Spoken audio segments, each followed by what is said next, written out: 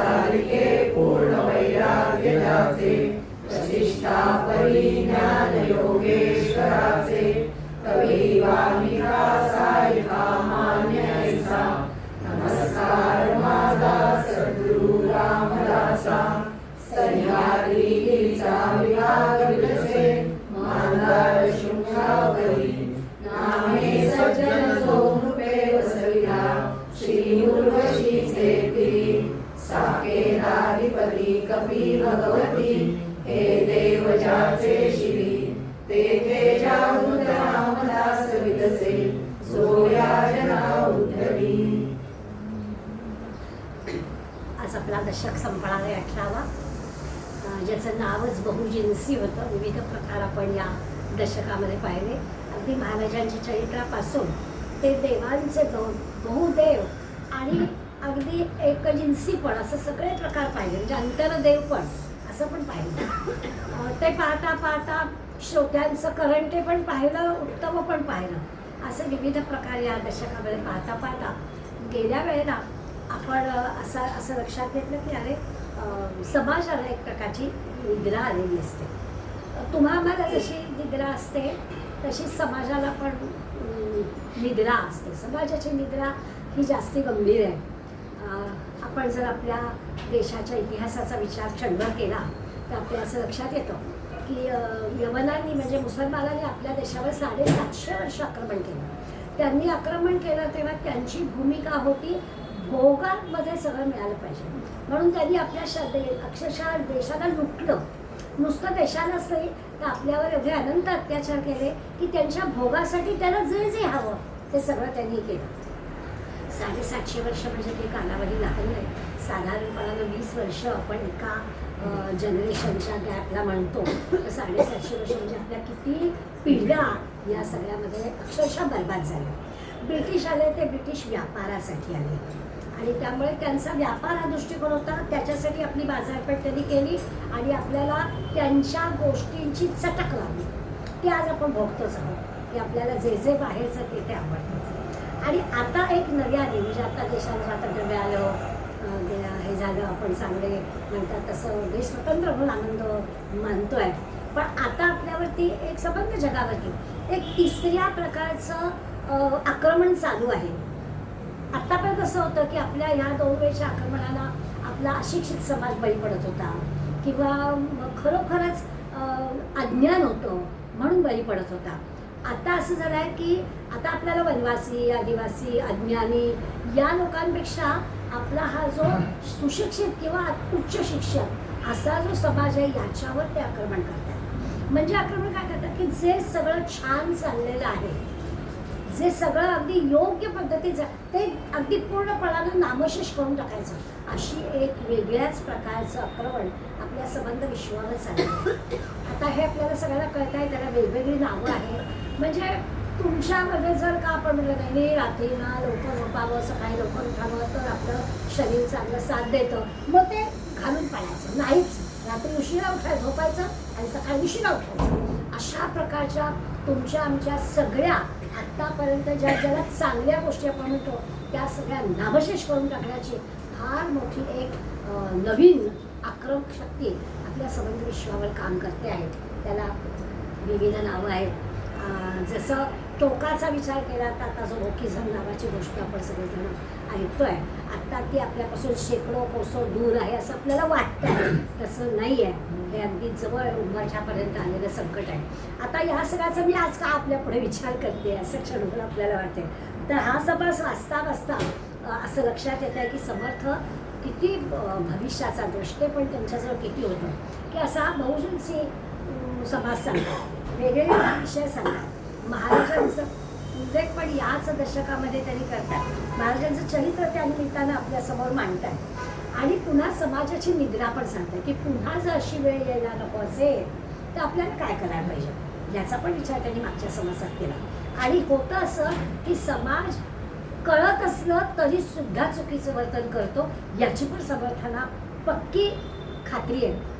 म्हणजे ते संबंध 12 वर्ष पर्यटन करून आले, देशामध्ये पायी चाललेले आहेत, देश जवळून पाहिलेला आहे. त्यामुळे त्यांच्या लक्षात आलं आहे की असं इतकं सोपं नाही आहे. लोकांना एक तर आपल्याला समाजाची म्हणून जी एक स्मृती असते ना, ती स्मृती अल्प असते. जे काही घडलेलं असतं ते आपण 2-4 दिवस चर्चा करतो, चघळतो, विसरून जातो. फार काळ काही ती कधी कुठलीच गोष्ट. त्यामुळे श्रोत्यांना किंवा समाजाला काही पडलेलीच नाही आहे काय घडत आहे त्याचं. म्हणून ते आपल्याला या समासाचा विचार करताना थोडं आपल्याला आवडणार नाही त्यांनी जो शब्द आपल्यासाठी वापरला, श्रोता अवलक्षण. आता हे काय आम्ही इतके काय अवलक्षणी आहोत का? इतक्या 18व्या दशकापर्यंत आलो, पूर्ण केला आणि मोठ्या चिकाटीनं तुमचा ग्रंथ वाचतोय. पण श्रोत्यांमधली जी उणीव आहे, अवलक्षण याचा अर्थ काय की खरं त्या श्रोत्यांनी काय ऐकायचं. 5 समास आपण आपल्या या दासबोधामध्ये श्रवणावर त्यांनी खर्च केला.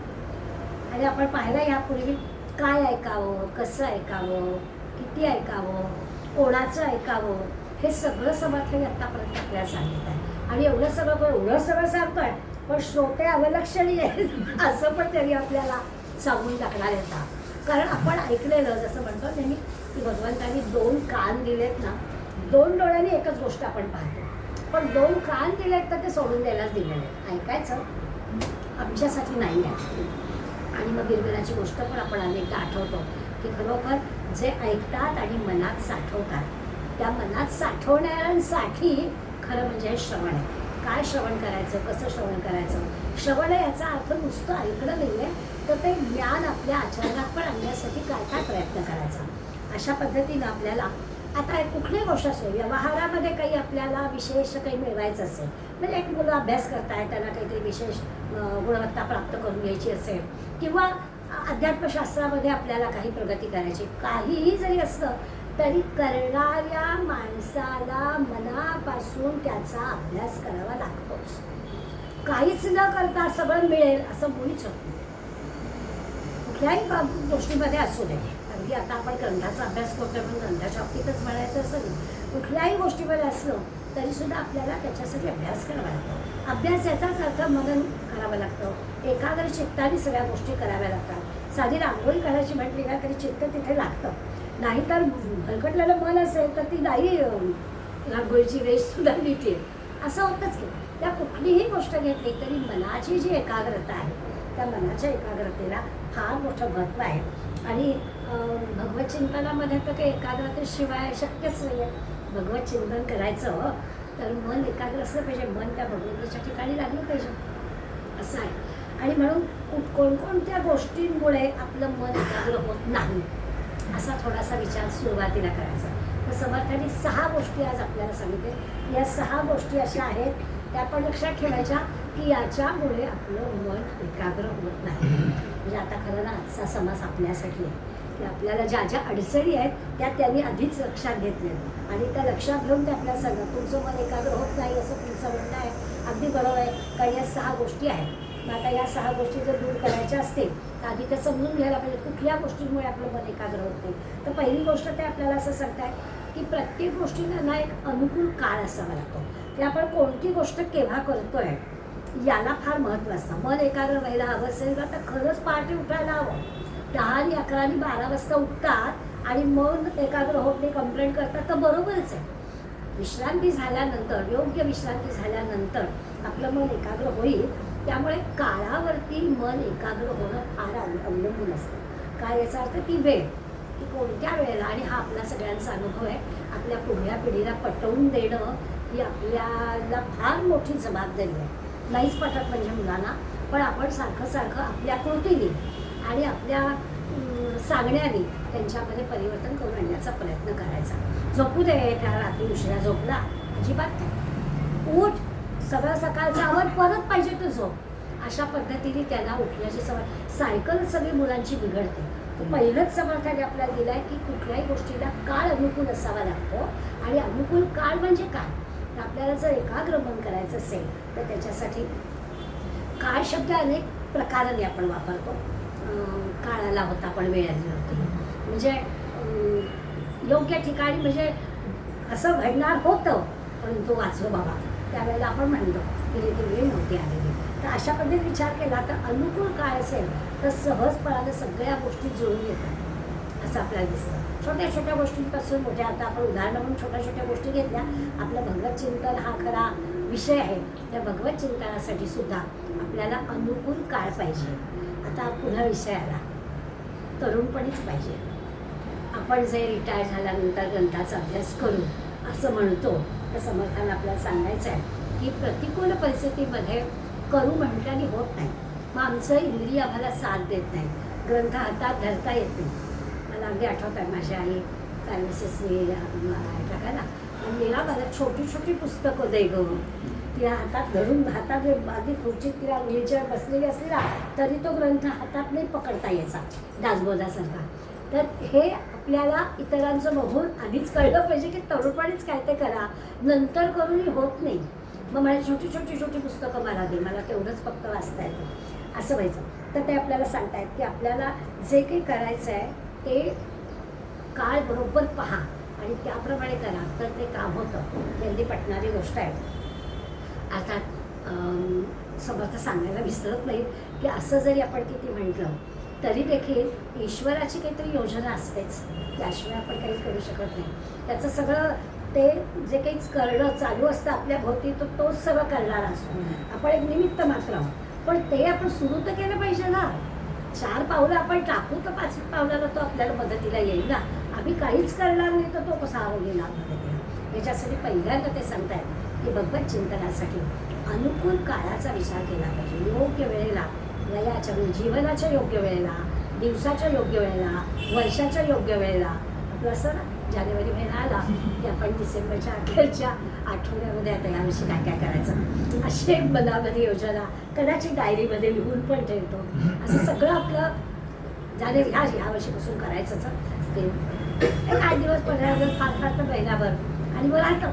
असा आपला सगळ्याचा तितक्याचा अनुभव आहे. समर्थ आपल्याला आठवण देतात की हे सगळं भगवंतच करत असला तरी सुद्धा अनुकूल काळाचा विचार करून आपण योग्य त्या पद्धतीनं आपल्याला जे हवं आहे ते प्राप्त करू शकतो. दुसरा ते मुद्दा आपल्याला सांगतात की प्रत्येक गोष्ट माणसाला विशेष करून एवढ्या सगळ्या 84 लक्ष योनी जीवामधला माणूस कितीही जरी बुद्धिमान म्हणून आपण त्याचं कौतुक करत असलो तरी प्रत्येक गोष्ट माणसाला शिकावी लागते. हे कोणाकडून तरी जन्मतः आपल्याला काही सगळं येत नाही, सगळ्या गोष्टी आपल्याला शिकाव्या लागतात. त्यामुळे दुसऱ्याकडून आपल्याला काही शिकायचं आहे, दुसऱ्याकडून आपल्याला श्रवण करायचं आहे, दुसऱ्याचं पाहून आपल्याला करायचं आहे. ही गोष्ट माणसाला करावी लागते, हे मान्य करावं लागतं. त्यामुळे प्रत्येक गोष्ट मला येईल असं नाही, तर अगदी प्रामाणिकपणाने दुसऱ्याकडून ती शिकावी. ही दुसरी गोष्ट त्याचा भगवत चिंतनासारखी गोष्ट असली, एखाद्या ग्रंथाचा अभ्यास जरी असला तरी कोणीतरी आपल्याला लागतं शिकवायला. हा मान्य करा विचार. माणसाला सगळं असंच येत नाही, बुद्धी दिली भगवंताने, त्यामुळे तो त्याच्यात भर घालू शकतो स्वतःच्याने, पण सुरुवात करून द्यायला आपल्याला कोणीतरी लागतं. असं एक नेहमी लहान बाळाचं उदाहरण आपल्याजवळ आहे. भिंतीला टेकून उभं करायचं, एक पाऊल पुढे उभं राहायचं आणि एक पाऊल ते पुढे टाकताय. शिकवावं लागतं. खायला शिकवायचं, बसायला शिकवायचं, पळायला शिकवायचं, सगळ्या गोष्टी शिकवायच्या. असं तर आपल्याला माहितीच आहे. म्हणून ती दुसरी गोष्ट सांगताय की दुसऱ्याचं पाहून, दुसऱ्याकडून आपण प्रत्येक गोष्ट शिकतो. आपण एकदम ते शहाणे होत नाही, हे मान्य करावं. मनाची एकाग्रता वाढण्यासाठी दुसऱ्याचं, म्हणून मग ध्यान बघा, ध्यानाचा अभ्यास एकत्रितपणानं अनेक ठिकाणी केला जातो. आपण योग शिक्षक जरी असलो तरी योगाचा आपण एकत्रित अभ्यास करतो. इतरांचं बघून, इतरांच्या सांगण्याने आपल्याला ज्ञानप्राप्ती होते. अगदी मनाच्या एकाग्रतेसाठी सुद्धा, भगवत चिंतनासाठी सुद्धा आपल्याला कोणीतरी शिकवावं लागतंच लागतं. हे दुसरा मुद्दा सांगितला. तिसरं ते म्हणाले की परमार्थ साधण्यासाठी एकच एक असा राजमार्ग आहे की श्रवण मनन चिंतन करावं. परमार्थ मार्गासाठीच काय, मी तर म्हणते कुठल्याही मार्गासाठी विचार करावा लागतो आधी. एकदम नाही. आपला तर भगिनी वर्गाचं नेहमीचं उदाहरण असं आहे की आपला जर स्वयंपाक काय करायचं आहे ठरलेलं असेल ना तर अर्धा तास, पण काय करायचं आहे ठरलेलं नसेल तर मग तर गडबड. हे करू का, हे करू का, हे करू का, आणि मग त्याला वेळ लागतो. त्यामुळे विचार केलेला असलं, ठरवलेलं असलं की लगेच आपल्याला यश मिळतं. कमी वेळामध्ये आपण ते मिळवू शकतो. म्हणून ते आपल्याला सांगतात की भगवत चिंतनातच काय, कोणत्याही कामामध्ये श्रवणाने, मननाने, चिंतनाने, विचाराने, विवेकाने पटकन प्रगती होते. तर विचार सारखा आपला चालू पाहिजे. असं नाही बघूला काही अर्थ नाही, बघूनी काही होत नाही, असं त्यांचा तिसरा मुद्दा आहे. की हा जो काही आहे तसं एकच एक राजमार्ग दाखवून दिला याच मार्गाने जा असं नाही, पण ज्या काही मार्गाने आपल्याला जायचं आहे त्याचा विचार आपण आधी करून ठेवलेला असला पाहिजे. दुसरं आपल्या हा महत्त्वाचा मुद्दा आहे की मनाच्या एकाग्रतेसाठी मनाला आवर घालायला शिकलं पाहिजे. कारण ते जातं ना भलतीकडे, मग ते भलतीकडे जाता कामा नाही तर त्याला आवडलं पाहिजे. याच्यासाठी आपण मन भलतीकडे जायला नको. याला दुसरं कोणी नाही काही करू शकणार, तर फक्त आपल्यालाच कळतं की आपलं मन दुसरीकडे गेलं आहे. त्यामुळे अशा पद्धतीने विचार करून त्या मनाला पुन्हा जागेवर आणणं हा पण अभ्यासाचा भाग आहे. असं पटकन येत नाही. मनात विचार कोणत्या वेळेला कोणता येईल याचा काहीच भरोसा देता येत नाही. त्यामुळे चौथा मुद्दा ते सांगतायत की आपणच आपल्या मनाला आवर घालायला शिकलं पाहिजे. जात असलं इकडे तिकडे तरी पुन्हा त्याला खेचून आपण आणलं पाहिजे. हे काय मन एकाग्र करण्याची गोळी नाही आहे. नाही तर बरं झालं असतं तू दासबोधाला येताना कॉफीच्या ऐवजी ते गोळीच दिली असते आपण की आता मन एकाग्र होईल, असं काही नाही आहे. त्यामुळे आपल्याला आपणच आपल्या मनाला पुन्हा पुन्हा जे काम आपण घेतलेलं आहे त्या कामासाठी जोडून घ्यायला शिकवलं पाहिजे. दुसरं क्षमा आणि शांती असे 2 गुण आपल्याला समर्थ सांगणार. या 2 गुणांनी खरं म्हणजे ह्या क्षेत्रामध्ये प्रगती होते. हा आपणच आपला तपासायची गोष्ट आहे. आता म्हणजे काय करायचं तर आम्ही काही नाही बाबा कोणाला, आम्ही क्षमाशीलच आहोत, आम्ही कोणाला नाही काही बोलू असं नसतं. आपल्या छोट्या छोट्या गोष्टींमध्ये आपण दुसऱ्याबद्दल काय विचार करतो ते आपल्याला काय गंमत म्हणून सांगते, म्हणजे संध्याचं उदाहरण म्हणून नाही. पण होतं कसं, परवा माझ्याकडे मैत्रीण आली, घाईत होती, नमस्कार केला आणि मला तिथे देवापुढे 2 लावलं. इतकं संध्यावर प्रेम आहे तिचं की तिने एक लाडू मला दिला. संध्याला देशील प्लीज, म्हटलं हो देईन ना. आणि झालं दुसऱ्या दिवशी संध्यावर म्हटलं माझ्या खेळायला काय होतं तिला, इथे आली तिला, तिचंही प्रेम आहे, प्रेमानेच माणूस बोलतो. त्याची ती काय आशाने बोलली ती प्रेमच आहे. तुझ्याकडे आली होती ना, तिला खाली यायला काय झालं होतं, अगदी स्वाभाविक आहे. असं प्रेमानेच आपण बोलतो. पण समजतं क्षमाशील असलं पाहिजे म्हणजे काय, असं नाही तिला लाडू देणं आठवणीने, कारण नाही तर एवढी लोक असतात, पण तुमच्या घरात तिला द्या प्लीज. हे जे काही एकमेकांचं अंतर हे आपण समजून घेतलं पाहिजे. त्याला ते सांगतात शांती आणि क्षमा हे 2 गुण आहेत ना, त्या 2 गुणांचा आपण अभ्यास केला पाहिजे. आपोआप आपल्या सगळ्या शेवटी काय आहे, गीता झाली काय, दासबोध झाला काय, ज्ञानेश्वरी झाली काय, किंवा आज आपण ज्याचा विचार करणार आहोत की मन एकाग्र, हा अभ्यासासाठी आपलं मन एकाग्र करायचं आहे. ह्याच्यासाठी काय खरा म्हणजे एकच अभ्यास आपल्याला करायचा आहे. सगळ्यांमध्ये ईश्वर बघणं एवढा एकच अभ्यास आपल्याला करायचा आहे. गीतेच्या गाभाऱ्यात नावाचं पुस्तक आहे ज्ञानमूर्ती रानड्यांचं.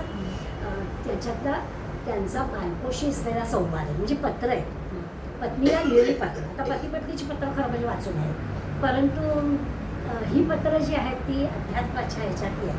त्यामुळे गीतेच्या गाभाऱ्यात अशा नावाचे 2 खंड आहेत. आणि त्याच्यात त्यांचं नाव रामकेशव रानडे, राम आणि बायकोचं नाव जानकी. हे जानकीला लिहिलेली पत्र आणि जानकीने विचारलेल्या प्रश्नांची उत्तरं असं आहे. आणि त्याच्यात ती एक दिवस विचारते. फार सुंदर पुस्तक आहे. आणि तिने एक प्रश्न काय हो तुम्ही एवढा गीतेचा अभ्यास करता, लोक तुम्हाला एवढा मानतात, तर म्हणे मला अर्धा श्लोक सांगा सगळ्यात श्रेष्ठ गीतेचा सगळ्यात श्रेष्ठ असा अर्धा श्लोक सांगा. झाले माझी अगदी तू चांगलीच परेशान येते. 700च्या 700 श्लोक महत्वाचे आहे. याच्यात कसं काय लहान मोठं आणि श्रेष्ठ कनिष्ठ करता येणार नाही, ते काय मला माहीत नाही, मला अर्धा श्लोक सांगा. मग रामकेश्वर रानडे म्हणाले बरोबर आहे. त्यांनी एक उदाहरण दिलं की म्हणाले असं असतं की श्रेष्ठ आपल्याला त्याच्यात काय असं आणखीन काढता येतं. जसं संस्कृत वाङ्मयामध्ये असं म्हणतात की संस्कृत वाङ्मयामध्ये सगळ्यात काव्यशो नाटकम रम्यम, सगळ्यात नाटक मोठं असतं. त्या नाटकामध्ये सुद्धा तत्र शकुंतला रम्यम, शाकुंतल नाटक सगळ्यात रम्य. त्याच्यात सुद्धा चतुर्था अंक हा श्रेष्ठ, त्यातला जो 4था अंक आहे तो आणखीन श्रेष्ठ. आणि त्या तत्र चतुर्सागरातला तो चौथा श्लोक तो जास्ती श्रेष्ठ असं संस्कृत वाङ्मयामध्ये म्हटलं झालं. त्या आधारे म्हणे मी म्हणतो हे सगळं श्रेष्ठ, पण आता तू विचारतेसच आहेस म्हणून तुला सांगतं असं म्हणून त्यांनी सांगितलं की संबंध अध्यात्म सगळ्या शास्त्रांमध्ये अध्यात्मशास्त्र श्रेष्ठ, अध्यात्मशास्त्रामध्ये गीता श्रेष्ठ, गीतेमध्ये 18वा अध्याय श्रेष्ठ आणि 18व्या अध्यायात ईश्वर सर्वभूतानां हृद्देशे जुलतिष्ठति हा अर्धा चरण म्हणजे अर्धा श्लोक हा सगळ्यात श्रेष्ठ. मग काय याचा अर्थ? याचा अर्थ असा की सगळ्यांच्यामध्ये ईश्वर आहे अर्जुना, हे तू समजून घे की सगळ्यांच्यामध्ये ईश्वर आहे. ती गोष्ट इथे चौथा मुद्दा ते सांगतात की क्षमा आणि शांती हे इतकं महत्त्वाचं आहे, थोरपणाचं लक्षण आहे. हे आलं की सर्वांभूती परमेश्वरच कळला. सगळ्या ग्रंथांचा मुळी गाभाच तिथे आहे असं आपल्या लक्षात आहे. तर मी 2 ह्या गुणांचं महत्त्व, खरं 26 गुणांचं महत्त्व गीता सांगते, पण त्या 26 गुणामधलं क्षमा आणि शांती ह्या 2 गुणांना खरं थोरपणाचं लक्षण आहे. आणि ते चित्त जर एकाग्र व्हायला हवं असेल, मन जर एकाग्र व्हायला हवं असेल तर आपल्यामध्ये या 2 गुणाचा अंतर्भाव केला पाहिजे. दुसरं असं की 5वा मुद्दा ते सांगतात एकांत आवडला पाहिजे. ही फार मोठी महत्त्वाची गोष्ट आहे की आपण म्हणतो हो एकांत असायला हवा, एकांतात चांगली गोष्ट आहे, सगळ्यांना काही हिमालयात जायची आवश्यकता नाही आहे, परंतु आपल्याला एकटेपण आवडत नाही असा अनुभव असतो.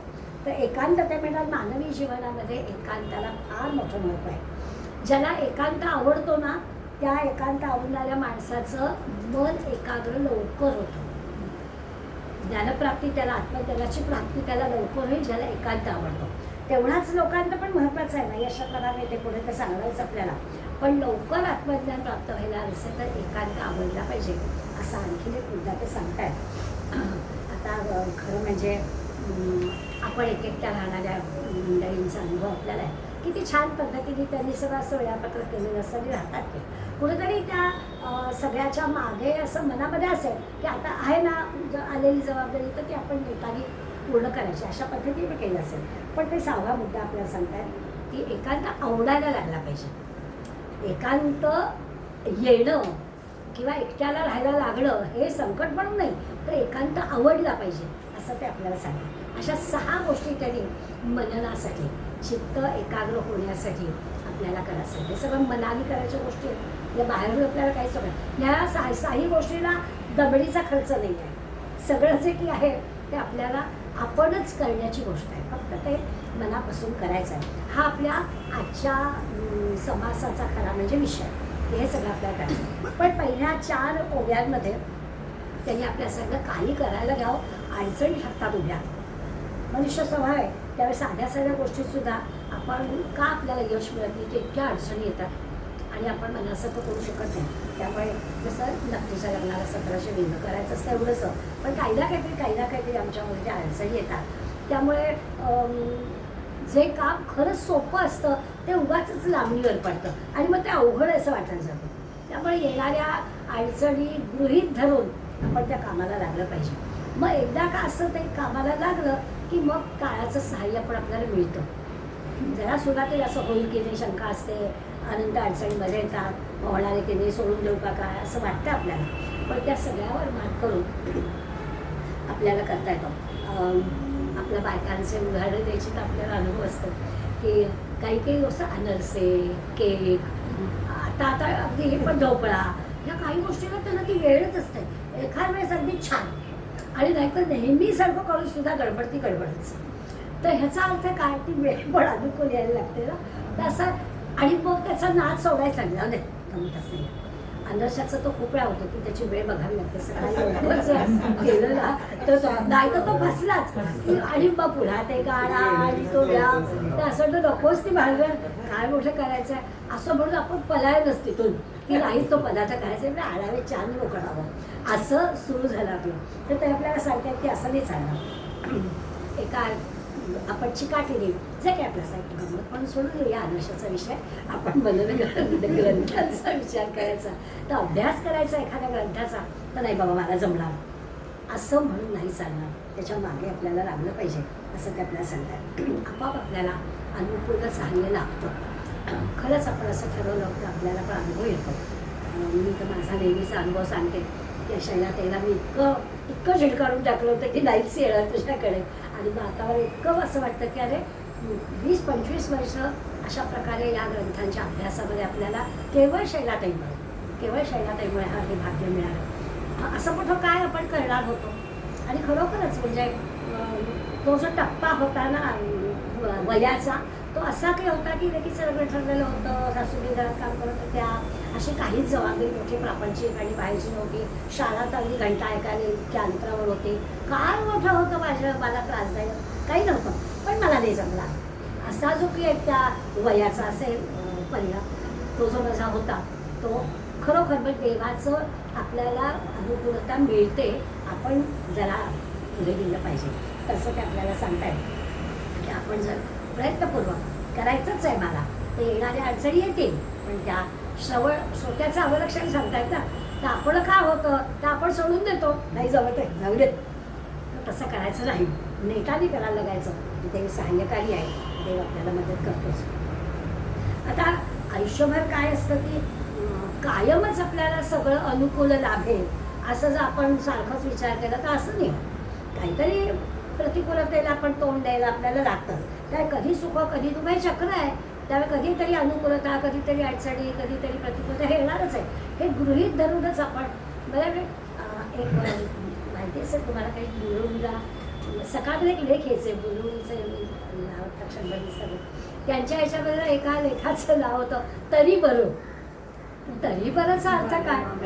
हो, तर एखादी गोष्ट घडली की त्याच्यामध्ये काहीतरी इतकं वाईट घडलेलं असतं तर त्याला तरी बरं, म्हणजे अगदी वाईटच उदाहरण द्यायचं म्हणजे त्या तरी बरंला तसंच होतं की एखादा समजा काही मुलाचं झालं तर बरं झालं बाई त्यांनी लग्न सनी निघाला मुलगा, बरं बाई त्यांनी लग्न नव्हतं करत तरी बरं त्याचं लग्न नाही झालं असं आपण म्हणतो ना. ते तरी बरं आहे ना, ते तरी बरं म्हणजे काय, तर अशा किती अनुकूल प्रतिकूल गोष्टींचे चक्र, सुखदुःखाची चक्र चालू असतात. त्या अडचणींवर मात करून आपण ह्या ग्रंथांचा अभ्यास केला पाहिजे. श्रोत्यांचं अवलक्षण काय आहे, तर श्रोते अशी पाठ फिरवतात, नकोच ते असं नाही करायचं. ते आपल्याला ते सांगतात पहिल्या 4 ओव्यांमध्ये त्यांनी पावलं टाका, तुम्हाला देवाचं सहाय्य मिळेल, प्रतिकूलतेवरती सुद्धा तुम्ही मात करू शकाल.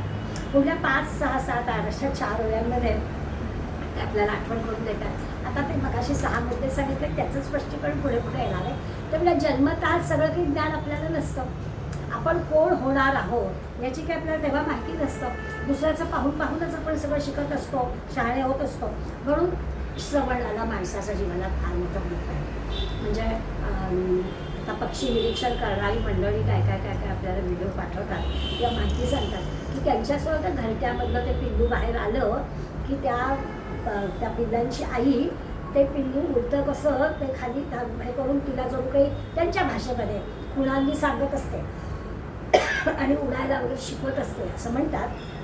ते असं नाही, परंतु माणसाच्या बाबतीत मात्र खरंच असं आहे की माणसाला दुसऱ्याचं बघून करावं लागतं, दुसऱ्याचं ऐकून करावं लागतं.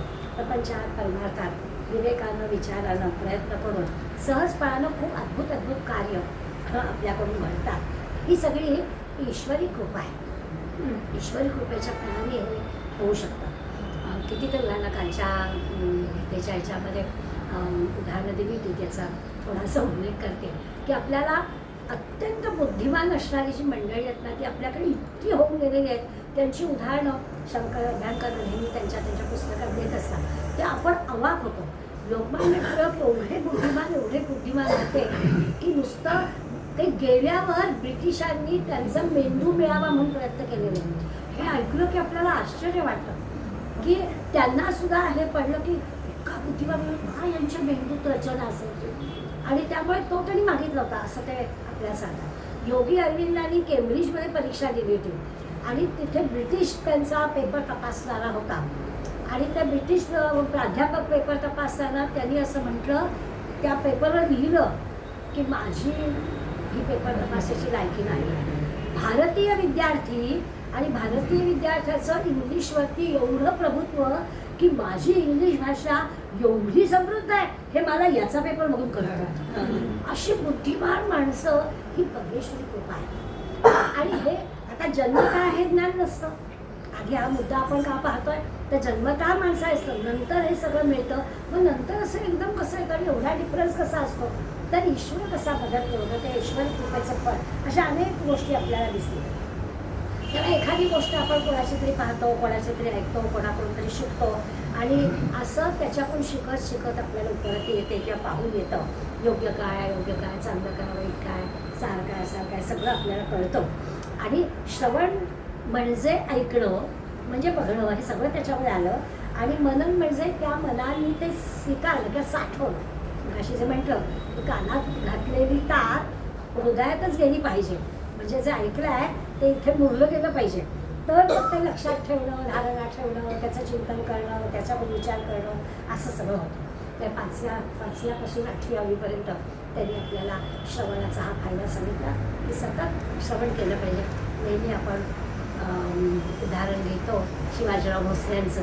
आपल्याला माहिती आहे की 365x4 एवढी भाषणं ते ऐकत होते. पुण्याला 11वी झाल्यावर शिकायला आले आणि पुण्यामध्ये रोज सकाळ पेपर काढायचा आणि कुठे कुठे काय काय आहेत कार्यक्रम ते चेक करायचं आणि ते बघायचं. त्यातला आपल्याला आवडीचा कार्यक्रम पुण्यासारख्या शहरामध्ये रोज कुठे ना कुठेतरी उत्तम वक्त्यांची भाषणं असायचीच. आणि म्हणून म्हणे माझी एवढी प्रगल्भ बुद्धिमत्ता झाली.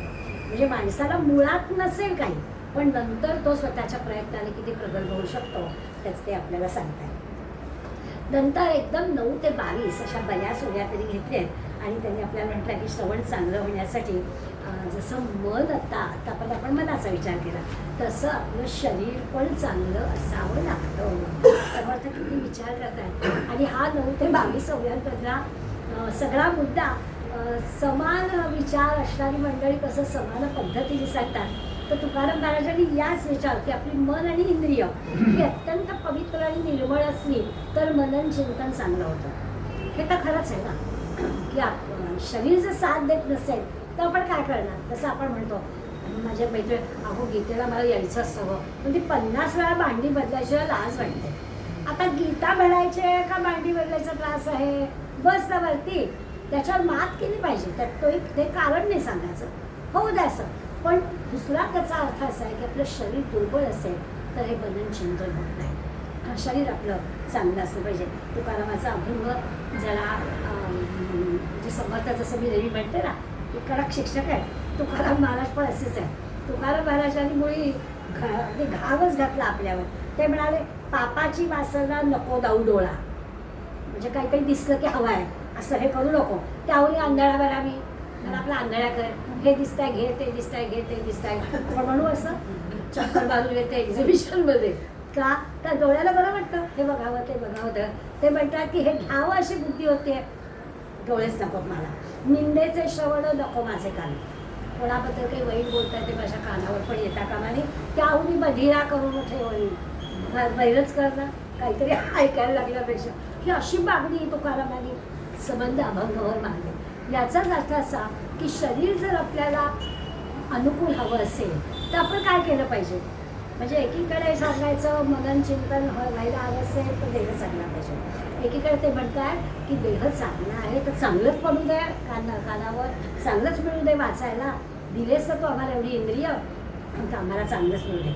असा 9 ते 22 ओव्यांमध्ये फार सुंदर पद्धतीने समर्थ आपल्याला ज्या शरीराचे साथ नसेल तर अडचणी कशा येतात त्याचं एक वर्णन केलं. जसं आपण गेल्या समासामध्ये निद्रेचं अतिशयोक्तीचं वर्णन वाचलं तसं इथे आपल्याला 9 ते 22 ओव्यांमध्ये इंद्रिय स्वाधीन नसतील तर काय घडेल.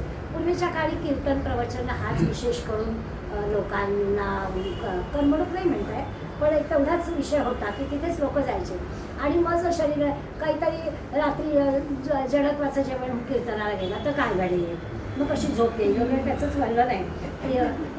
किंवा एखाद्या कार्यक्रमाच्या ठिकाणी उशिरा जाणं म्हणजे त्या कार्यक्रमामध्ये विक्षेप येतो ना श्रोत्याचं काय किंवा वक्त्याचं काय, गडबड होते की कोणीतरी उशिरा येतो जवळ पुढे येऊन बसतो आली का तर काय करावं याला. मागे आठवतच सगळं हल्ली काय झालं आहे मोबाईल हातात असल्यामुळे लोक लगेच व्हिडिओ तयार करतात. धनश्रीचं आपल्या भाषण होतं सहयोगला आणि कोणीतरी अगदी पहिल्या रांगेमध्ये मैत्रिणीसाठी खुर्ची ठेवली होती, शेजारी पर्स ठेवली होती आणि ती मैत्रीण आल्यावर पुढे येऊन बसली आणि ती त्याच्यापर्यंत त्या एका बाई अक्षरशः म्हणजे भांडण किती टोकाने सोडायची लगेच तो व्हिडिओ झाला आणि तू पसंत की आणि मग धनश्री स्टेजवर सांगितलं की तू इथे पण येऊन बसा माझ्या शेजारी, आणि अक्षरशः स्टेजवर सुद्धा लोक येऊन बसले. का तर अशी कशी तुम्ही जागा अडवता, आणि मोठ्या कुठं अशी कशी जागा अडवते, आली नाही का तुमची मैत्रीण अजून, मी बसणार इथे, आणि तेवढ्यात ती मैत्रीण आली आणि मग ती काय दोघींची सून सगळ्याचा व्हिडिओ, तर काय करावं ह्याचं. ते असं हे अवलक्षण आहे श्रोत्यांचं, की आपण श्रोता म्हणून तिथे आलो तर आपण कसं वागलं पाहिजे. ह्याचं पण वर्णन करण्यात वेगळ्या पद्धतीने पण केलं आहे, की लोकांच्या श्रवणामध्ये आणि असा जर अडकाठी येत असेल तर काय त्रास होतो. काही मंडळी अशी असतात की त्यांना भानच राहत नाही की आपण नेमकं काय करतोय ते, आणि त्यामुळे सगळ्या सभेची गडबड होऊन जाते. तर त्यावेळेला पण हे असं होतं, आणि आजही ते मोठ्या प्रमाणात चालू आहे असं आपल्याला दिसेल. आणखीन एक गोष्ट ते सांगतात या 9 ते 22 मध्ये, की बऱ्याचदा लोक ना अशी बहुश्रुत असतात, हुशार असतात. त्यावेळी जो विषय चाललेला आहे ना तो ऑलरेडी त्यांनी ऐकलेला असतो, मग ते दुसरीकडे बोलतात. हां, आणि हा पण आपल्याला आढळलं, हो हे मी ऐकलं. किंवा वक्ता जर तोच मुद्दा परत बोलला पूर्वी ऐकलेला, तर ते पण लगेच शेजाऱ्याला सांगतात. समोर तर काय निरीक्षण आहे की ते सहज सांगतात की नकळत तुलना होणं, नकळत असं वक्त्याबद्दल बोलणं किंवा चालू असलेल्या विषयाबद्दल बोलणं, आणि त्यामुळे सगळ्या सभेचं ज्याला नाही म्हटलं तरी बेचैन होते, गडबड होते, असं होणं. दुसरं असं असतं की श्रवणामध्ये ना प्रसंग पाहून मंडळी कधी कधी थोडी असतात, मग थोडी मंडळी असतात, कधी वक्त्याचा काही वक्ते असे असतात की मंडळी समोर किती आहे याचा ते विचार करत नाही, ते त्यांचा विषय नक्कीच चांगला मांडतात. पण काही वक्ते असे असतात की त्यांना अशा भरगच्च सभेचीच सवय असते, त्या थोडे लोक असते ते मान्यच करत नाही. असे सगळे प्रकार असतात, त्याची पण आठवण ते आपल्याला करून देत आहेत. आणि मग श्रोत्यांच्या बाबतीत म्हणायचं झालं तर मग शरीर अवघडलेलं असतं, मग खाली बसता येत नाही, डुलकी येते, त्या अशा सगळ्या ज्या गोष्टी असतात ते म्हणतात असं असतं. किंवा माईक सिस्टीम, तर त्यांनी माईक सिस्टीम शब्द वापरला नाही आहे, पण लोकांना ऐकू येण्यासाठीची व्यवस्था नीट नसेल तर सुद्धा लोकांचं चित्त लागत नाही, मन एकाग्र होत नाही. त्यावेळी श्रवण करायला ते आपल्याला सांगतात की वक्ता सांगतोय ते नीटपणानं कळलं पण पाहिजे. आताच्या ह्याच्यात बोलायचं झालं तर AC नीट पाहिजे, लाईट व्यवस्था नीट पाहिजे. समर्थांच्या वेळेस ते सांगितलं आहे की जमीन सारवली पाहिजे, काही दगड बिगड पायाला बसता पाहिजे. कोणी सकाळीच घातलेली असायची, मंदिरामध्ये पण खाली सारवलेली जमीन असायची, त्यामुळे बसायला सुद्धा चांगली जागा असायला हवी, ते असं आपल्याला सांगतात. दुसरं, श्रोत्यांनी काय करावं तर सगळ्यांचा विचार करून शरीर आवरून बसावं.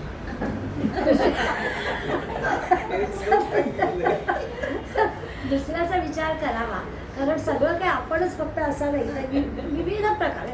थोडक्यात त्या 9 ते 22 जसं मी मगाशी म्हटलं ना की निद्रा समास वाचताना जसं आपलं झालं ना तसं हे 9 ते 22 सोहळ्या वाचताना आपलं होतं. किती बारीक बारीक सांगावं, एवढं काही आता कळत, पण नसावं कळत लोकांना. आणि त्यामुळे समजायचं की प्रत्येकाच्या वेगवेगळ्या गोष्टी आहेत, तर इतरांना जरा विचार करावा, नीट समजून घ्यावं, आणि त्याप्रमाणे निरूपण जे चाललं आहे ते सगळ्यांना छानपैकी समजेल, आपलंही ते ऐकून सार्थक होईल वेळेचं, याचा विचार करावा. बऱ्याचदा असं होतं की माणसं अशी विविध प्रकारची असतात ना, त्यामुळे त्यांच्यामुळे बाकीच्यांना त्रास होतो, तो होता कामा नये असं ते करतात.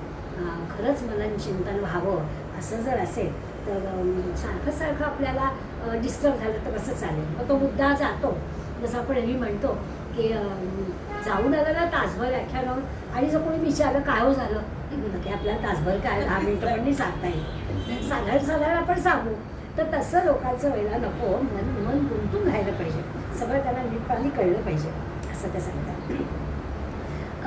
आणखीन निरूपणामध्ये असं होतं की हल्ली फारच झालं आहे, समर्थांनी मुद्दा दिला आहे, पण मला असं वाटतं की आत्ताचा काळ बघूनच त्यांनी तेव्हाचं नाही की लोकांना सगळी तहान लागते, आणि ते आताच्या आता आपल्याला सवय झाली की आपण आपली बाकी ठेवतात प्रत्येक जण, पण नाहीतर लोक उठून पाणी प्यायला जाऊन परत येऊन बसायचं असं करतात. कोणाला काही अपचनाचा त्रास होतो, कोणाला काही असं बऱ्याच गोष्टी त्यांनी आपल्याला सांगितल्या. तर निरूपणाच्या वेळेला सगळ्या गोष्टी कशा आहेत तर निरूपणाकडे लक्ष लागावं, यासाठी म्हणून काय काळजी घ्यावी, श्रोत्यांना हे सगळं सांगायची का वेळ द्यावी खरं म्हणजे, पण द्यावी.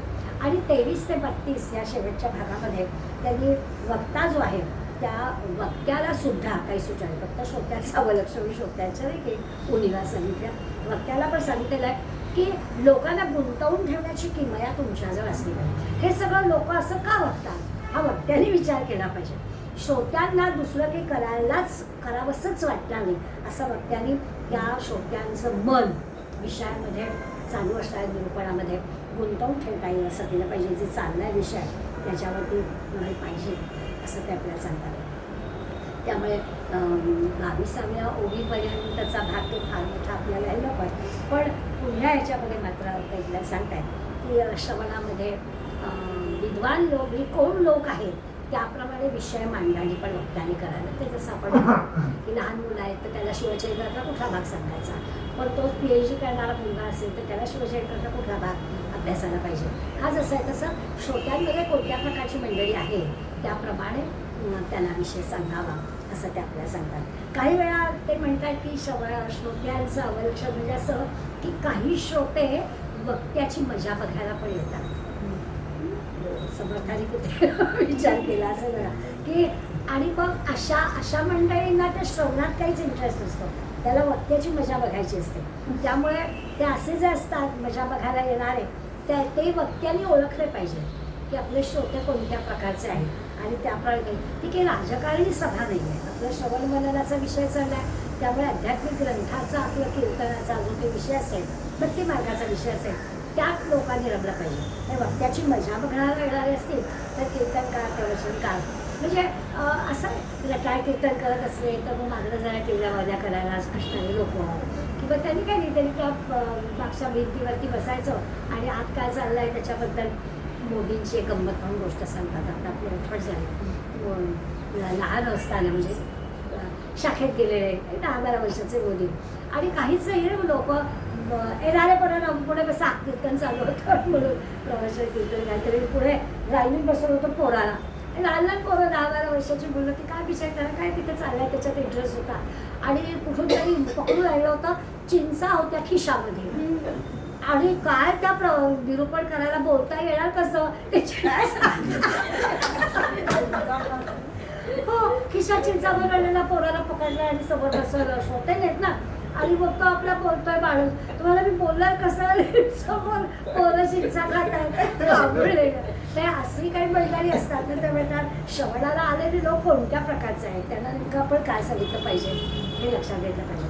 अगदी मोठीचं नाही पण आम्हाला जो असा अनुभव आहे सोसायटीची गॅदरिंग असतात ना मी बंद करून टाकलं जाणं सोसायटीच्या गॅदरिंगला कार्यक्रमाला बोलावा मीरा ते जरा तुम्ही या ना आणि तुम्ही पाहिजे तो विषय घ्या. मग आपल्या असं की गॅदरिंग आहे तर काहीतरी समर्थांचंच पण एखाद्या अशा पद्धतीनं की संकलित असं एकत्रित स्वरूपामध्ये एखादा कार्यक्रम केला तर त्याचे काय फायदे असतात वगैरे सांगावे. म्हणून माझं 2-3दा झालेलं आहे महिला मंडळ किंवा सोसायटी अशा ठिकाणी तुम्ही बोलायला जाऊ नये शहाण्या वागतात कारण त्यांचं ना नंतर काहीतरी बक्षीस समारंभ असतो किंवा त्यांचं काहीतरी फॅन्सी ड्रेस कॉम्पिटिशन असतं त्याच्यात त्यांना इंटरेस्ट असतो. त्यांची ती मुलं बाळं अशी सभोवताली बागडत असतात आया त्यांच्या मागे मागे धावत असतात काय वक्त्याचं काय चाललंय. त्यामुळे समर्थ सांगतात ते बरोबर आहे की वक्त्यांनी सुद्धा समोर श्रोते कोणत्या प्रकारचे आहेत त्याचा अगदी विचार करावा. काही वक्त्यांचं असं असतं की आपलंच बरोबर आहे असं सांगण्याची त्यांची प्रवृत्ती असते की मी सांगतो तेच बरोबर ते काय सांगतात ते नाही माझंच बरोबर असं असं की मग ते पण श्रोत्यांना आवडत नाही. मग श्रोते काय करतात ते हा मात्र त्याच्यावर लगेच ठीक असते की हे स्वतःचं खरं करणार आहे आणि मग श्रोत्यांना अशी मंडळी आवडत नाही स्वतः त्या वक्त्याच्या पण काय चुका होतात श्रोत्यांच्या पण काय चुका होतात ते दोघी आपल्याला सांगतात. थोडासा वक्त्याला लक्षात घ्यावं सगळा अभिमान ताठा गर्व असता कामा नये सगळ्यांचं सगळं बरोबर आहे असं मानावं आणि श्रोत्यांना कळतं कोण खरं कोण खोटं कोणाचं हे असं नुसताच बडेजाव आहे हे सगळं त्यांना बरोबर कळतं. त्यामुळे त्या पद्धतीनं वक्त्यांनी सुद्धा विषय मांडला असं काही सांगितलं. पुढे 33व्या ओळीपासून जो समंजस वक्ता आहे त्या समंजस वक्त्याबद्दल ते सांगतात की तो समंजस वक्ता काय करतो सुरुवातच करताना स्वतःकडे कमीपणा घेऊनच सुरुवात करतो. तो म्हणतो तुमच्यामुळे मला अभ्यासाला मिळाला आहे म्हणून मी करतो आहे माझा काही सगळा अभ्यास झालेला नाही आहे परंतु तरी मी प्रयत्न करणार आहे तुमच्या सगळ्या श्रोते मला लाभले अशा पद्धतीने तो सुरुवातीलाच आपल्याकडे थोडं कमी पण घेतो आणि मग आपला विचार करतो. हे खरं वक्त्याच्या मोठेपणाचं लक्षण आहे असं त्यांनी 33व्या आता सांगितलं की लोकांना शेवटी लोकांचे बोलणे आपल्याला सहन करायला लागतात त्यांना पण आपल्याला चांगल्या मार्गाला लावायचं आहे तर त्यासाठी मग थोडं आपल्याकडे करू. श्रोत्यांच्या आणि वक्त्याच्या मध्ये फार अंतर नाही असता का, त्यांना मोकळेपणा मिळाला पाहिजे की यांच्यातच आपण असं बसलाय ते फक्त उलट्या दिशेला तोंड करून बसलं एवढाच फरक आहे आपल्यामध्ये, असं श्रोत्यांना पण वाटलं पाहिजे. म्हणजे मग त्या श्रोत्याचं लोक ऐकतात. म्हणजे समोर आपल्याला सांगतात की खरा श्रोता जो आहे तो स्वतःकडे कमी पण येतो. अगदी मूर्ख पण शब्द वापरला त्यांनी, आपण असं नको म्हणूया की मूर्ख पण येतो, पण श्रोत्यांना असं नाही वाटतं का मग की हा वक्ता कधी नाही बाबा ते इतकं उंचीवरचं बोलतात ते आपल्याला किती झेपणार आहे, असं नाही वाटतं का मग. असं आहे की समर्थांची जी गोष्टी होती ना की जनी जनार्दनाची होती, लोकांमध्ये भगवंत पाहणं ही त्यांची दृष्टी आहे आणि त्या दृष्टीने त्यांना लोक तयार करायची होती.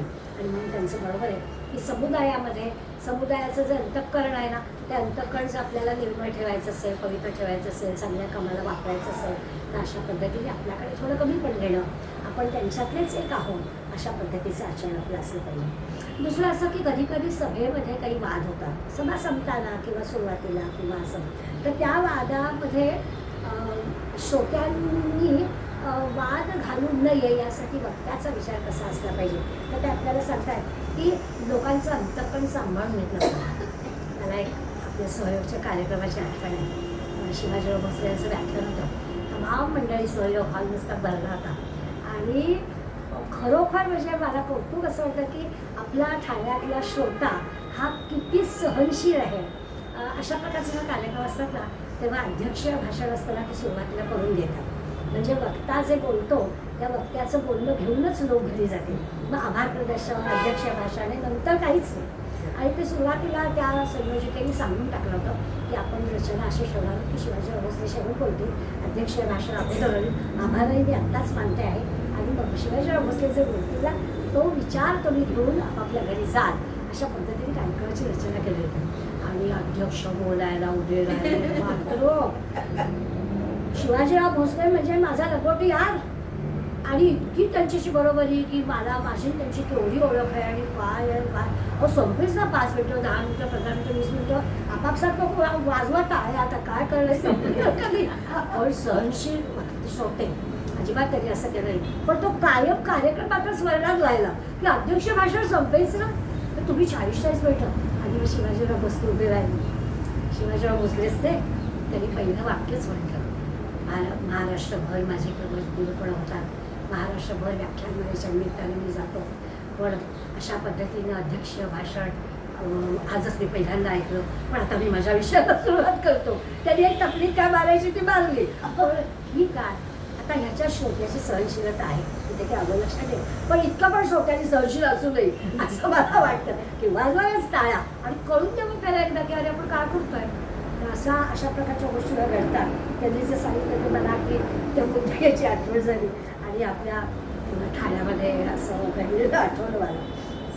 त्यामुळे वाद भांडणं हा विषय तर आहेच, होऊ नयेत असा वक्त्याने प्रयत्न करावा, कार्यक्रम संयोजकांनी प्रयत्न करावा. काय होतं त्याच्यातून उगाचच कटुता येते आणि माणसं दूर होतात. आपला मूळ मुद्दा काय आहे तर सगळ्यांना एकत्र आणणं हा आपला विषय आहे.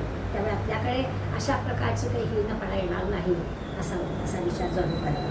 दुसरं असं असतं की एखादा खरंच अवगुणीच म्हणूया, करंटा म्हणताय समर्थाने, असा माणूस असतो त्याच्या संगतीला एखादा गुणी माणूस असला तर व्हायला असं पाहिजे की त्याचे अवगुण कमी व्हायला पाहिजे. खरी आहे असे आहे की एखाद्या गुणी माणसाच्या संपर्कात आपण राहिलं तर आपले अवगुण कमी व्हायला पाहिजे, तर त्या गुणी माणसाच्या सत्संगाचा उपयोग. आणि उलटच घडलं तर नाही चालला.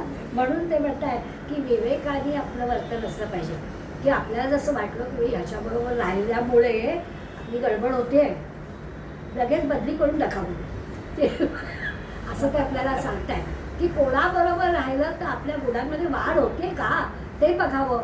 आणि चौकीच्या सवयी आपल्याला लागत असतील आणि आपले अवगुणच वाढत असतील तो काय मग विवेकाने विचार करा की हे असं का घडतंय बरं, आणि मग त्याप्रमाणे आपलं वर्तन बदलावं. लोकसंग्रहाकडे पुढल्या या सगळ्या भागामध्ये आले की लोकसंग्रह आपला खूप असावा, श्रोत्यांचा पण आणि स्वाभाविकच वक्त्यांचा पण. याच्यामधून सामान्याला पण सहजपणानं व्यक्तीची ओळख होते. हे तर आहेच, श्रीमंती पैशात मोजायची नसते, आपले मित्र किती आहेत ह्याच्यावरती श्रीमंती मोजायची असते. त्यामुळे ते आपल्याला सांगाल की आपला लोकसंग्रह असा. आणि 40व्या ओवीपासून ते आपल्याला सांगणार आहे की विवेकी कोण, विवेक करावा सारखं सांगतात. विवेकी कोण, आपल्याला काहीतरी उदाहरण पाहिजे सगळं त्याच्यासारखा विवेक करावा असं काहीतरी पाहिजे. तेव्हा त्यांनी सांगितली सदा नेहमी जो दुर्जनांबरोबर असणारा नाही तो विवेकी. कोणाबरोबर राहायचं आहे ज्याला कळत आहे तो बरोबर विवेकी आहे आणि तसं करावं. उगाचच आपलं कुणाच्याही नादी लागतोय त्याच्या मागे आपण जायचं नाही. सभेचा विचका कोणामुळे होतो तर अशा अविवेकी मंडळीमुळे सभेचा विचका होता. आपण श्रोत्यांचा विचार करतोय त्यामुळे सभेचा विचार करतो. हा सगळीकडेच आपल्याला विषय आहे की कोणाबरोबर राहिलं तर ते आपल्याला फायद्याचं आहे हे ज्याला कळतं तो विवेकी.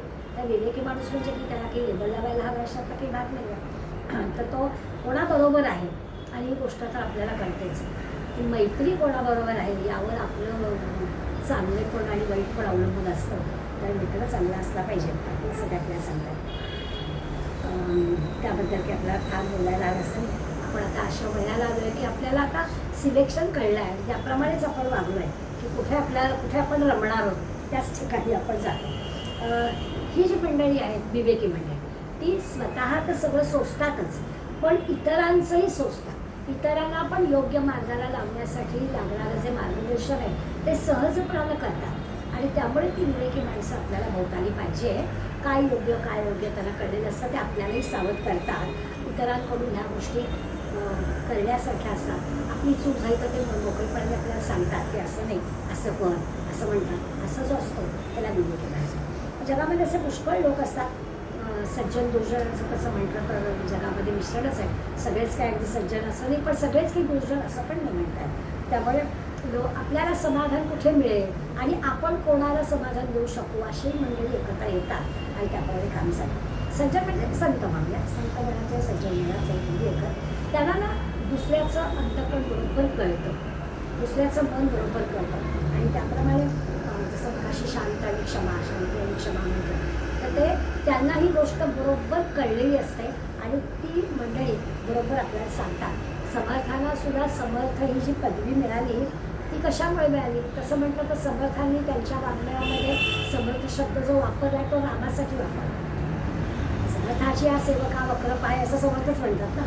त्यामुळे समर्थ कसं असं म्हणतील तर ते रामाला म्हणतात आणि तीच पदवी आपण सगळ्यांनी समर्थाला देऊ असं होतं. समर्थ तोच आहे की जो हजारो लोकांना मार्गस्थ करतो योग्य मार्गाला देतो त्याला समर्थ म्हणायचं.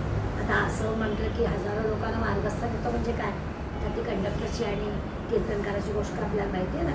तसं नाही आपल्याला करायचं आहे की आपण चांगल्यासाठीच विचार करायचा आहे सन्मार्गालाच लावायचं आहे. पण समर्थांच्या म्हणजे आत्मज्ञानामध्ये किंवा विवेकामध्ये जो काही सामर्थ्याचा विचार कधी आपल्याला दिला आहे याच्यामुळे हे अशा प्रकारचं सामर्थ्य आहे आणि ते सामर्थ्य मिळवणं नुसतं मिळवणं नाही तर टिकवणं मिळालेलं या सगळ्याला ह्या एकांताची क्षमाशीलतेची शांतीची फार मोठी गरज आहे. त्याला मनन चिंतनाची नुसतं मनन चिंतन असेल त्या सगळ्या गोष्टी जमल्या पाहिजे. समर्थ तर एकांतप्रिय होतेच. जेवढे ते एकांतप्रिय होते तेवढे ते लोकांतात पण होते. म्हणजे एकांतामध्ये विचार करायचा आणि तो विचार लोकांमध्ये पोचवायचा या दोन्ही गोष्टी समर्थ करत होते आणि ते आपल्याकडून मला अपेक्षित आहे. श्रोत्यांनी जे ऐकायचं ते अचानक कळलं पाहिजे. नाही तर ऐकायला आम्ही जातो मी एकही सहयोगचा कार्यक्रम सोडत नाही असं आपल्याला म्हणणारी लोक आहेत. अरे उपयोग काय त्याचा होतोय की नाही काय का आपला टाइमपास म्हणून आपण जातोय. आमची गीता वाचून झाली आमचा दासबोध झाला आमचं ज्ञानेश्वरी झाली आता कोणत्या रिझाईन बघतोय पण वाचून झालं म्हणजे काय मी संत मंडळी सारख्या 12-12 वर्ष लागतात एकेका ग्रंथाच्या अभ्यासाला. तर असं आत थोडं आम्ही गेलो का त्याला मनन चिंतन म्हणायचं ते आपण केलं पाहिजे. असा विवेकाचा अभ्यास एकांतात होतो. एकांतात अभ्यास करायचा आणि कळलेली गोष्ट समाजामध्ये चांगल्यासाठी ती प्रस्तुत करायची असा विचार ते आपल्याला सांगतात. भगवंताला असं मनामध्ये धरून ठेवायचं आहे. हा म्हणजे एकदा भगवंताला मनात ठेवलं की मग हा परका हा आपला भेटच राहत नाही सगळा मिठी परमेश्वर असाच विचार येईल. असा प्रयत्न एकांतामध्ये झाला पाहिजे. ते तसं झालं की ही एक गोष्ट जमली की पुढल्या सगळ्या गोष्टी आपोआपच एकावर एक होईल. आपोआप आपल्या लक्षात येतं की आपली प्रगती होते आहे. एक गोष्ट ही एकांताच्या आनंदाची जमली पाहिजे. एकांतात सगळे चिंतन मनन झालं पाहिजे. व्यापक बुद्धी सगळा समग्र विचार करून की लोकांच्या जोडी आली त्यांच्यासाठी बुद्धिमान नाही बुद्धी नाही कदाचित मिळायची, परंतु योग्य दिशेनं आपल्याला प्रगती करायला सगळं भगवंत साथ दिल्याशिवाय राहणार असं एखाद्यामध्ये स्मरण करावं. शेवटच्या भागामध्ये त्यांनी अंतरातल्यासारखं जे व्यापक शेवटी आपल्याला अंतरातल्यापर्यंत पोचायचं आहे, त्यामुळे ते जे की व्यापक रूप आहे त्याचा उदाहरण दिला. समर्थांच्या मनाच्या श्लोकात 2 ठिकाणी सदा सेवी आरण्य तारुण्यकारी असा श्लोक आहे. एकांताचा विचार केला तर समर्थाने असं सांगितलं आहे आणि समर्थाने विचारले झाले की एकांत तारुण्यकारी ह्याच्यात मोठा फरक आहे. एकटेपणा येणं आणि तरुणपणी एकांत आवडणं हे 2 वेगवेगळ्या गोष्टी आहेत. तर तरुणपणी एकांत आवडला पाहिजे असं त्यांना आपल्याला सांगायचं. एकटेपणा ही गोष्ट वेगळी आणि एकांत ही गोष्ट वेगळी आहे. त्यामुळे आत्तापर्यंत जगात जी मोठी लोकं होऊन गेली, विशेष काहीतरी कर्तृत्व ज्यांनी या लोकांच्या दाखवलं, त्यांनी 12-12 वर्ष तपश्चर्या केली आहे. 12-12 वर्ष एकांतात ते राहिले. समर्थांनी स्वतः साधना 12 वर्ष केली, स्वतः देशपर्यटन 12 वर्ष केलं, तेव्हा हे सगळं एवढं मोठं कार्य त्यांच्या हातून घडलं. त्यामुळे एकांत याचा अर्थ एकाचा पण अंत, म्हणजे मी पण माझा राहिलो नाही असं ईश्वर पण लेणं, याच्यासाठी ते आपल्याला सांगतात. तर सामान्य आम्हाला काय आहे, म्हणजे आपल्याला एकांत तर जाऊ देच, एकटेपणाचं पण भय वाटतं. सामान्य तुमची आमची गोष्ट ही असते. त्यामुळे एकांत वेगळा आहे. एकांताचा जर फायदा घ्यायचा असेल किंवा एकांत आपल्या पचनीपणाला हवा असेल तर आपल्याला काय करायला हवं, तर ज्याला एकांत प्रिय आहे ना अशा संतांचा अभ्यास करायला पाहिजे. खरंच त्यांना कसा एकांत आवडेल, किती गोष्टी त्यागायला पाहिजेत तेव्हा तो एकांत आपल्याला आवडायला लागेल. अशासाठी आपल्याला एकांत ज्याला प्रिय आहे, खरं तर मूर्तिमंत ज्ञानेश्वर माऊलीच त्यांना सुद्धा मुक्ताबाईला सांगावं लागलं ताटी उघडा ज्ञानेश्वर चिंता प्रथम आम्ही सारा. त्यांना सुद्धा आठवण करून द्यावी लागली की अहो तुम्ही संतान, तुम्ही नाही रागवायचं, आमचं ठीक आहे आम्ही रागवणार. अशा टोकाची भूमिका ज्याला कळली आहे, समजली आहे, ज्याला पचनी पडली आहे, त्याचा सहवास घ्यावा म्हणजे आपल्याला कळेल. नाही तर तरुणपणामध्ये ह्या एकांताची आवड लागलं म्हणजे काय. दुसरं समर्थाने आणखी एक शब्द आहे, सुखा लागे अरण्य सेवित जा.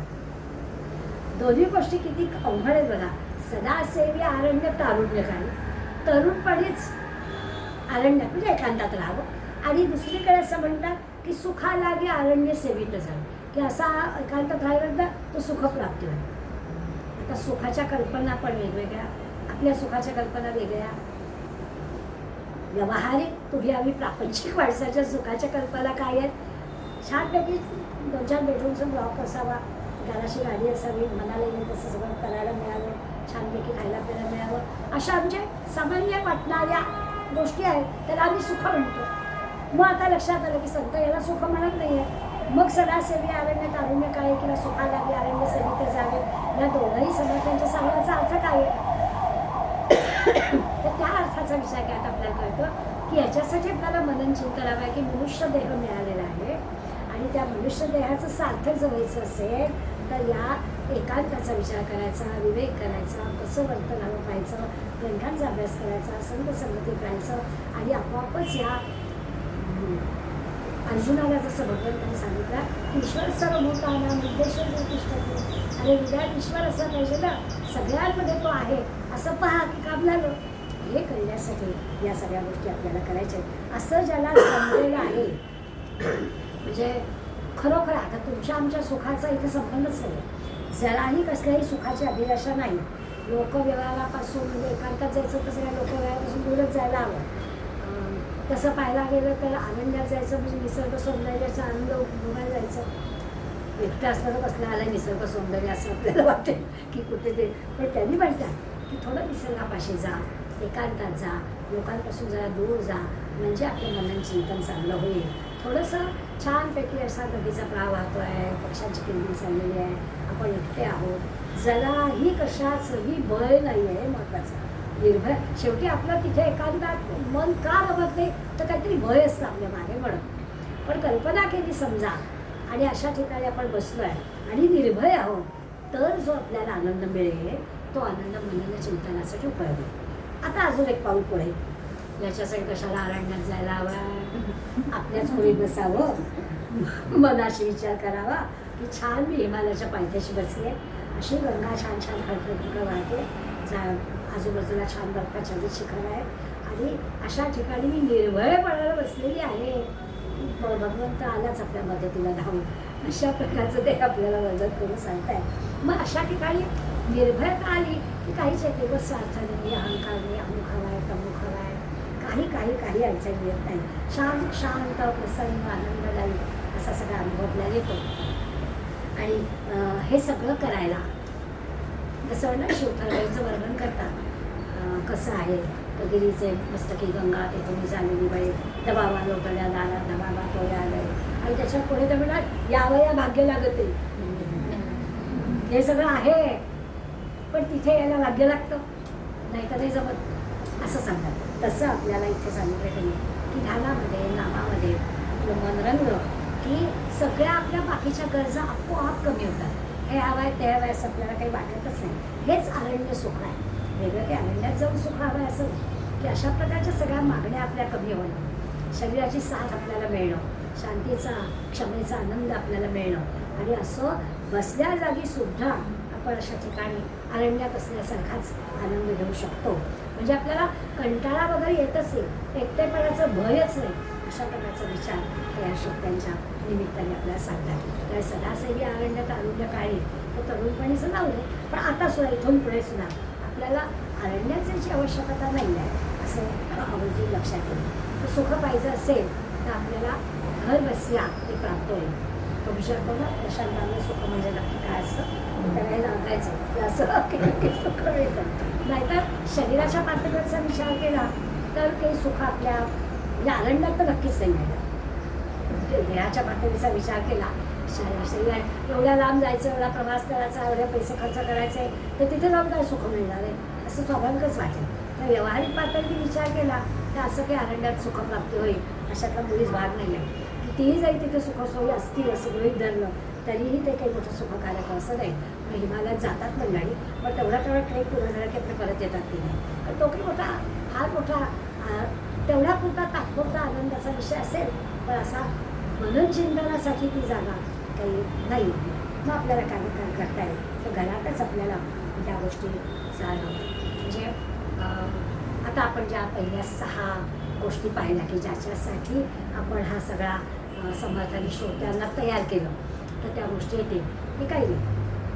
भगवंत आपल्या पाठीशी आहे, लक्षात घ्यायचं. श्रवण मात्र चांगल्या पद्धतीने झालं पाहिजे. यापूर्वी आपण जेव्हा श्रवणाचा विचार केला होता नवविधा भक्तीतल्या श्रवण भक्तीचा, पहिल्या भक्तीचा, त्यावेळेला इतक्या खोलवर काही आपण गेलो नव्हतो की काय काय ऐकावं, ते सगळं ऐकावं. भक्तीचाच मार्ग नाही तर सगळं ऐकून घ्यावं. म्हणजे मी कधी कधी म्हणते की आपल्या तोंडी शब्द असतात मुलांशी होतात, अरे जरा माझं ऐक रे, ते जे ऐक आहे तिथपासून सुरुवात होते की सगळ्यांचं ऐकावं.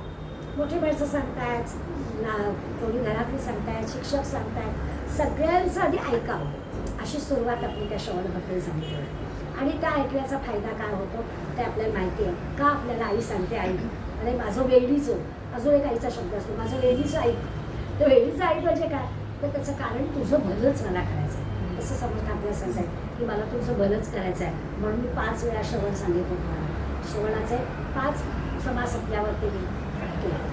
आणि मग अशा पद्धतीने ऐकून जर आपण मनन चिंतन केलं, हृदयात साठवलं, तर आपला या जो काही आत्मज्ञानाकडे जाण्याचा मार्ग आहे तो निश्चितपणे सुकर होईल. आणि सगळे जी काही आपल्याला अडचणी आहेत त्या अडचणी आपले माऊलींच्या शब्दासह आपण दूर होऊन जाते अशी खात्री वाढी ते आपल्याला समासात देणार आहे. असा हा समास आहे. आणि 18वा दशक या निमित्ताने आपला यावेळी संपला आहे. आता पुन्हा 19व्या दशकाकडे ना असा अगदी सुरुवातच करताना पुन्हा समर्थांनी इतका सोपा विषय वाटेल असा घेतला, लेखनक्रिया. आता लेखनक्रिया म्हटलं आपल्याला की काय आहे, दिसा माझी काहीतरी ते लिहावे असं तरी म्हटलं तर पुन्हा शिकवण निरूपणामध्ये आपल्याला सगळ्या गोष्टी ते देणार. आता त्यावेळेला ना मुद्रण कला नव्हती, छपाईचे कारखाने नव्हते, त्यामुळे समर्थांना सगळ्या गोष्टी समर्थांना काय त्यावेळेच्या सगळ्या मंडळींना बोरू तयार करायचे, शाई तयार करायची, कागद तयार करायचा आणि ते लेखन करावं लागायचं. त्यामुळे लेखनक्रिया ही फार मोठी कठीण गोष्ट त्यावेळेला होती. तुलनेमध्ये आता 400 वर्षामध्ये एवढी प्रगती झालेली आहे की आता तर काय आपण फोटो काढला की आपलं सगळं रेडीच असतं एका मिनिटामध्ये. इतकी प्रगती आपली या क्षेत्रात झाली. तरीही लेखनक्रियेचं महत्त्व काय आहे हे आपल्याला समर्थ सांगणं आहे. आणि ते वाचलं की आपल्याला कळतं की हो, कितीही जरी सोयी झाली असल्या तरी लेखन तर लेखनच. तुम्हाला अगदी पटतं, पूर्वी पत्र लिहायचो आपण, आता आपली पत्र लिहिणं जवळजवळ बंद झालेलं आहे. पण आठवण करीत असं वाटतं की ती पत्र जपून काही ठेवलेली असतात. कारण त्या पत्राने जो काही एक प्रकारचा मानसिक आनंदाचा भाग असतो तो महत्त्वाचा आहे. मला आठवत आहे 78 सालची गोष्ट आहे. आसामला माझे सासरे होते संघाचे प्रचारक आणि मी होते महाडला आणि मुलगी झाल्याचं त्याला कळलं. त्या फोनने रडत होते तेव्हा काय कळलं. पहिलं पत्र चिरंजीव अनामिकेस असं पण व्हायचं होतं आणि ते पत्र अशा लेखीने अजून जपून ठेवलं. मला आलं तिला कळत पडलं 12 दिवसाची मुलगी काय असं पण चिरंजीव अनामिकेस. आणि मग तिच्या आगमन झालं आहे तर तुला भेटायची मला उत्सुकता आहे, अगदी लवकरच येईल म्हणजे काय करायचं. आता खरं म्हणलं तर किती साधी बाब, पण आयुष्यभर तिला तो जो आनंद आहे की ती पत्र ती जपून ठेवलं. मी तर इतक्या झाल्या तिच्या बदल्या पण आजोबांचं पत्र मी ठेवलं. हा जो आनंद आहे तो लेखनक्रियेतून मिळतो. ती लेखनक्रिया आपल्याला पुढल्या वेळेला शिकायची. कितीही जरी सुधारणा झाल्या असल्या किंवा शोध लागले असले तरी लेखनाला पर्याय नाही. ही गोष्ट समजता आपल्याला पुढल्या वेळेस पटवून देतील. नवस्मरण संतत स्मरणदायिनां मातरो तदीय गुणकीर्तन ध्वनिसुरम्य कर्णी पडो स्वदेश हितरक्षणाविणुची कथाना घडो तुझ्या समनियामुची तद्विदेश काली पडो. जय जय रघुवीर